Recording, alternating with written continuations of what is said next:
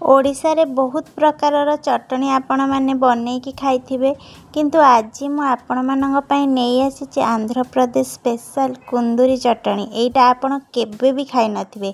मते आम पाख फ्लैट रो तेलुगु आंटी सिखैचंती।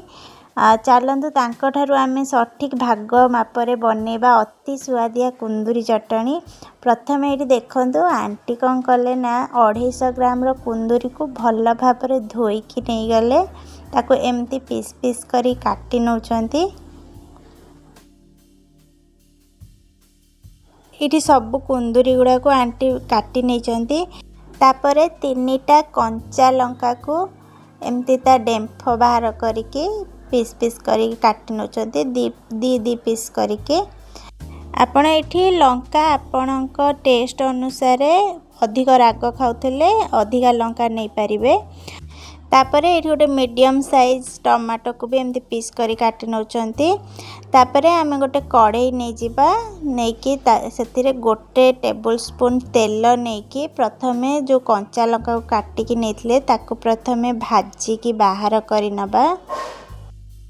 ये चटनी आपण निश्चिंत थरे ट्राए करेंगे। मते तो बहुत टेस्टी लगिला बहुत भल लगिला। आपण निश्चिंत थरे ट्राए करेंगे मते कमेंट रे लिखि जणेबे केमती लगिला। ए देखंतु जो कुंदूरी काटिकी नेथिले ताको पके देले। तापरे मु एठी टिके अधिका तेंतुली पके देथली। तेंतुली आपण गोटे टेबल स्पून जतिकी धरिबो सेतिकी ही नेबे। मु अधिया पके देथली तो आंटी बाहर करनेले। तापरे टमाटो को भी दे देबे देकी बिना लूण रे ताकू भाजी नेबे। लूण पकेबेनी किछि पकेबेनी अल्प टिके तेल देकी ताकू आमे टिके सॉफ्ट हवा जाए भाजी नबा घोड़े के। देखंतु एठी मु आते घोड़े दोची ताकू 10 मिनिट पय छाड़ देबी। ए देखंतु 10 मिनिट हे गला हमर टिके सॉफ्ट भी हे आसलानी। एमती टिके सॉफ्ट हवा जाए आमे आकू घोड़े घोड़े के एमती भाजी नबा। आंच को आपण लो रे रखिबे। देखंतु सॉफ्ट हे गलानी हमर कुंदूरी टमाटो सब भल से सॉफ्ट हे गलानी। एबे आमे गैस ऑफ करी ता ठंडा हवा पई छाड़ी दबा। एठी आंटी 4टा रसुण कोला नै गले जो लंका को भाजी की रखथिले ताकू नै गले। एठी लूण गोटे टेबल स्पून फुल पकेइले। तापरे अल्प टिके जीरा हाफ टी स्पून जीरा पके देले।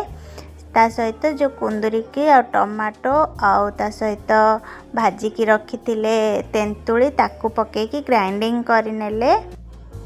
एठी आपण भाबे चटनी तो हे गला किंतु नाई या परे यार जो तड़काटा लागिवो से चटनी रो पूरा स्वादटा को पूरा 10 गुणा अधिक बढ़ाई दबो। तबे चलते तड़का बनेबा। तड़का पई गोटे पैन नहीं जिबा सेथरे तेल 2 टेबल स्पून ता सहित भृषंग पत्र 2टा सुखिला लंका। तापरे तांकर देखंतु एटा फुटण फुटांदिनी से माने चना डाली आउ सोरिष आउ धड़ा बिरी डाली ता सहित जीरा एटा को मिसई के से माने फुटण फुटांती। तो आंटी एटा मिसई की रखी थिले तो मते दे देले।